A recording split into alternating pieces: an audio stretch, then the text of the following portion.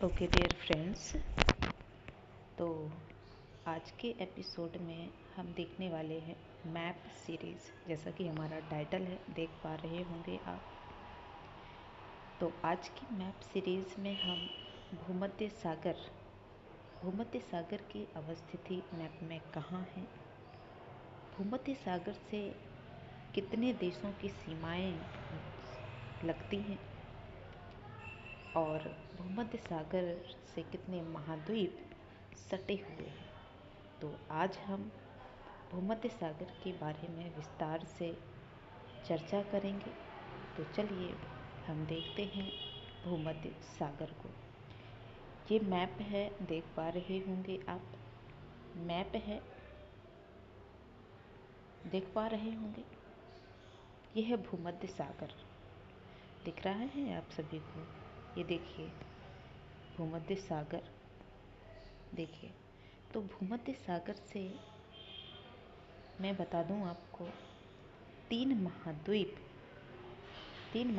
हैं जो भूमध्य सागर से अपनी सीमा को साझा करते हैं। वो तीन महाद्वीप कौन कौन से हैं तो मैं आपको बता रही हूँ। पहला है अफ्रीका महाद्वीप। दूसरा है हमारा यूरोप महाद्वीप और तीसरा है एशिया महाद्वीप। तो अब हम देखेंगे कि अफ्रीका के कितने देश हैं जो भूमध्य सागर से सीमा साझा करते हैं, यूरोप के कितने देश हैं और एशिया के कितने देश हैं। तो चलिए आज हम यही देखने वाले हैं मैप में। तो ये है हमारा अफ्रीका कॉन्टिनेंट, आप देख पा रहे होंगे। ये अफ्रीका के देश हैं इतने, ये अफ्रीका कॉन्टिनेंट के देश हैं।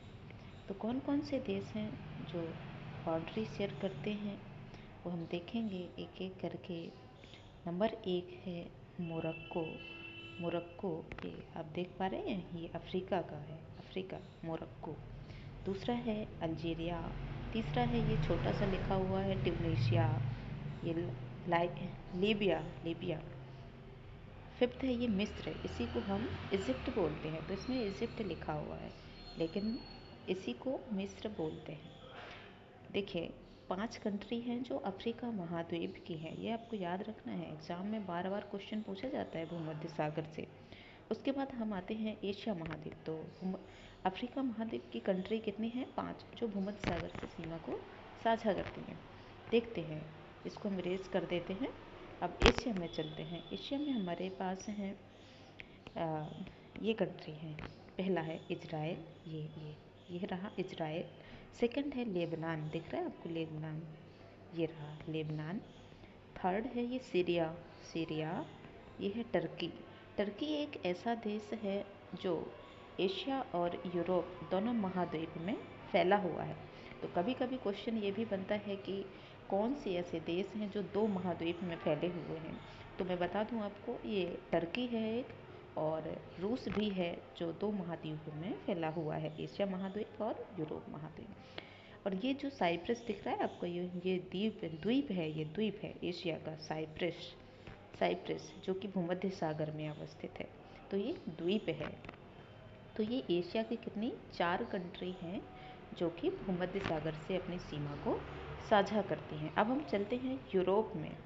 तो यूरोप के कितने देश हैं? चलें यूरोप में, इसको हम इरेज कर देते हैं क्योंकि ये बहुत इसमें छोटा छोटा लिखा हुआ है, देख पा रहे होंगे आप, दिख रहा है आप सभी को।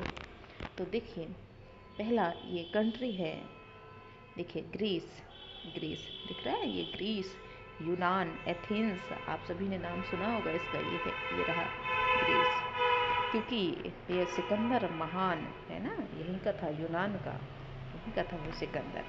तो पहली है ग्रीस, इसको हमें इरेज करना पड़ेगा क्योंकि दूसरा है ये अल्बानिया, दिख रहा है आपको अल्बानिया, ये रहा अल्बानिया, ये रहा, ये दिख रहा है ना, ग्रीस के ऊपर है अल्बानिया। उसके बाद है मॉन्टीनीग्रो, ये रहा मॉन्टीनीग्रो, है ना, अल्बानिया के ऊपर मॉन्टीनीग्रो। उसके बाद है ये बोस्निया क्रोएशिया, स्लोवेनिया। तो आपको याद करना है क्योंकि फिर है हमारा इटली। इटली का एकीकरण है ना, सुना होगा। अगर आप सिविल सर्विसेज के स्टूडेंट हैं तो आपने इटली का नाम ज़रूर सुना होगा। ये है इटली, ये है फ्रांस, ये है स्पेन। तो यूरोप के कितने देश हैं जो सीमा को साझा करते हैं? चलिए, स्पेन है, फ्रांस है, इटली है, ये रहा इटली, है ना, इटली है। फिर ये रहा Slovenia, Croatia, Bosnia, Montenegro, Albania, Greece. तो आप सभी ने देखा होगा कि आज हमने भूमध्य सागर के बारे में, भूमध्य सागर से लगे हुए देशों की सीमाएं देखी हैं।